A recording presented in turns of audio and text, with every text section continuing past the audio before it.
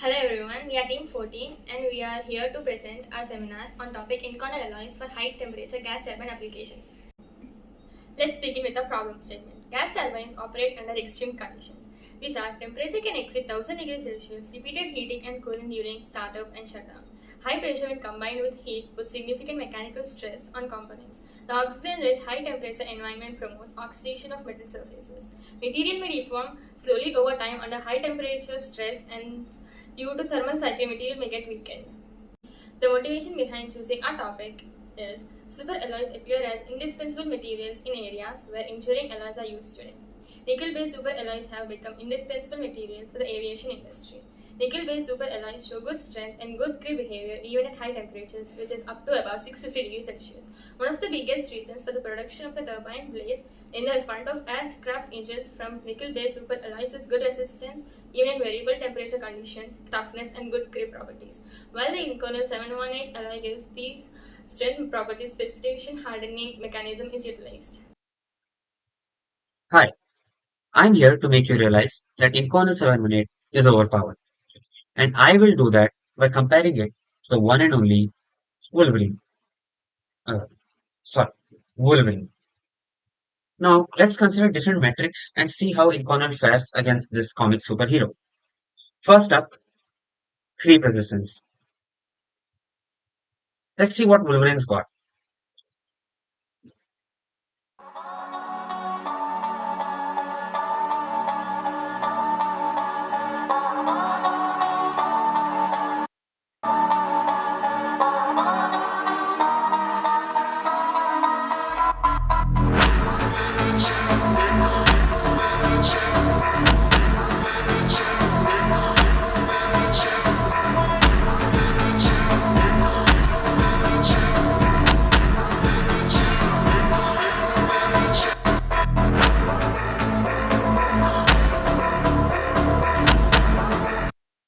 Well, in this video, we see him surviving a nuclear explosion. Um, Estimating the distance from the main explosion to about to be about a kilometer, and the metal wells shielding and adding that too, he probably faced a temperature of about 1000 to 2000 degrees Celsius. I mean, which is impressive, but we don't know how he would fare for longer durations of time, like Inconel. Now, let's see what Inconel's got. So, Inconel has a creep rupture strength of over 170 megapascals at 700 degrees Celsius for 1000 plus hours. It's designed for turbine blades that spin at 12,000 RPM, and cooling systems and coatings will just increase that strength so that it can fly for thousands of hours. Well, let's go to the next metric, fatigue life. Well, fatigue life, this is all about how well materials hold up under repeated stress cycles. So continuous repeated stress cycles. Here comes Wolverine's most unfair trait, which is healing.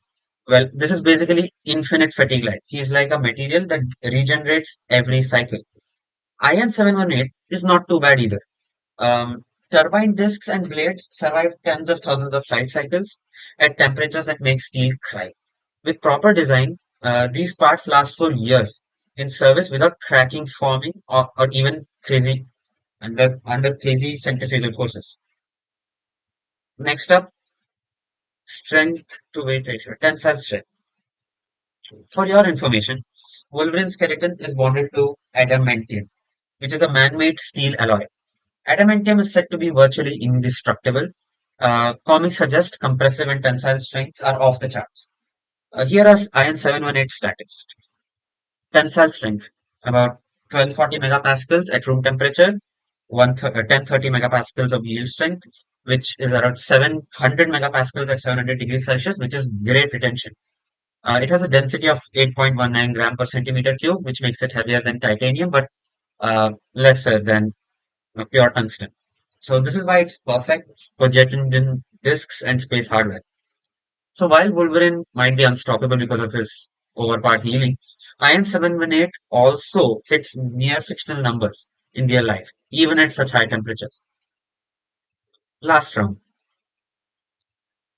machinability. So machinability is all about how easy it is to work the material, or in this case, the personality of the superhero. Wolverine's personality, let's have a look. Is that it? Political careers don't last forever. That's right. Wait! No! You wanted the truth! I told you the truth! I didn't like it. How did you know there's a pool down there? I did. We see, um, it's moody, rebellious, hates authority, basically impossible to manage. And his adamantium skin, it's welded in a molecular level. So once bonded, it's can't be reshaped or machined. But at the same time, Inconel 718 is not better either. Machinists call it a tool killer. Its nickel chromium molybdenum matrix works hardens very fast. It requires carbide cutters, slow feeds, high cooling, and even then, it wears down tools faster than Logan heals from paper cuts. So, in this metric at quality, considering all this, the winner, well, if you ask me, I'd still say Inconel 718 because the last time I checked, Wolverines can't fly a plane.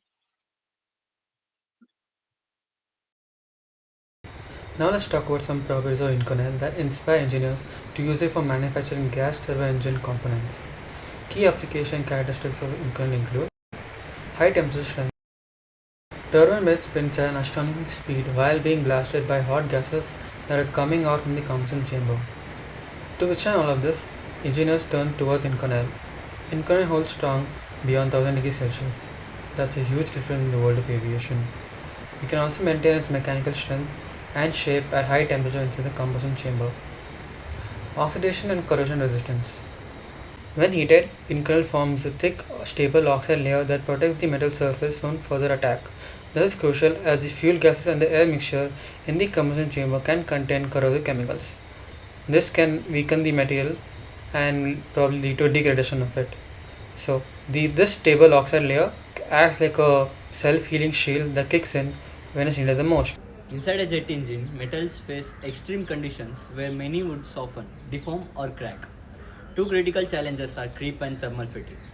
Creep is the slow, permanent deformation of a material under long-term stress, even below its yield strength. For fast spinning turbine blades, even slight deformation can be catastrophic. Iconol resists this through solid solution strengthening, nickel chromium alloyed with larger atoms like molybdenum, which obstruct movement of atomic layers. Precipitation strengthening. In alloys like Iconol 718, heat treatment forms tiny, hard precipitations particles that pin the crystal structure and block creep. Thermal fatigue results from repeated heating and cooling, where expansion and contraction cause internal stresses and cracks. Iconol withstands due to its high temperature strength to be a cyclic stresses, excellent oxidation resistance, preventing brittle surface layers where cracks could start. Toughness which allows it to absorb strain without fracturing.